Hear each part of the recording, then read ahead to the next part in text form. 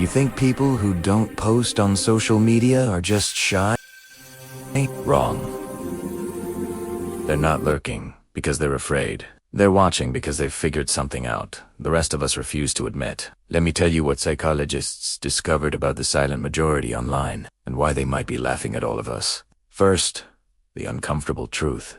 People who don't post aren't missing out on connection. They're avoiding a very specific kind of psychological trap. See, researchers call it self-objectification. Every time you post, you split into two people. The you who exists and the you who's being watched. And that second you, it starts making all your decisions. What to wear, where to eat, what to feel proud of. Your life becomes a performance. You're directing for an invisible audience.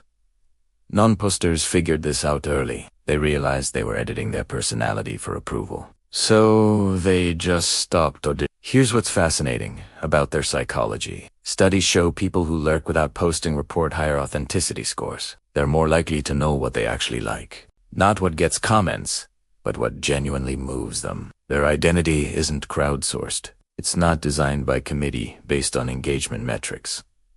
Think about that for a second. When was the last time you did something and didn't think about how it would look online?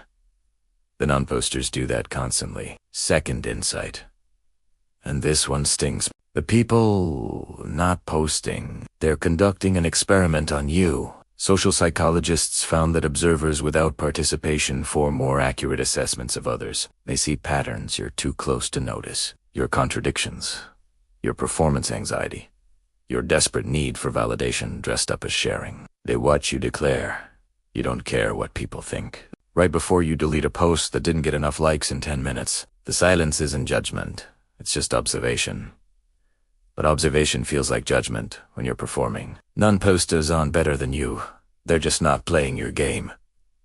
And that bothers you more than it should. Here's the third thing nobody wants to hear. The absence of posting is often higher emotional intelligence. Research on self-monitoring shows chronic posters have external validation dependence. They literally cannot tell if something was good, unless other people confirm it. The vacation wasn't fun until it got likes. The meal wasn't delicious until someone commented. The relationship isn't real until it's Instagram official. Non-posters still have all those experiences. They just don't need you to certify them as valid. That's not antisocial. That's actually remarkably secure. They've divorced their self-worth from their notification count, which, let's be honest, most of us haven't managed. Now here's your uncomfortable permission. If you're watching this and you rarely post, you're not broken. You're not missing some social evolution.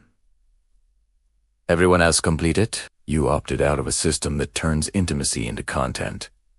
That's not a deficit, it's a boundary. The pressure you feel to perform your life isn't coming from connection. It's coming from an app designed to monetize your insecurity. Every platform profits when you feel inadequate enough to post proof of your adequacy. Non-posters just refuse to sign that contract. And if you're someone who posts constantly, this isn't an attack. It's just a question worth asking. Are you sharing your life or performing it? Because there's a difference. One connects you to people. The other connects you to anxiety dressed up as engagement. The silent people aren't judging you. They're just not joining you. And maybe, occasionally, they're grateful they didn't. If this made you uncomfortable, that's the point. Hit subscribe for more psychology that ruins your comfortable delusions. And if you know someone who never posts, send them this. They'll either love you or block you. Either way, you'll learn something.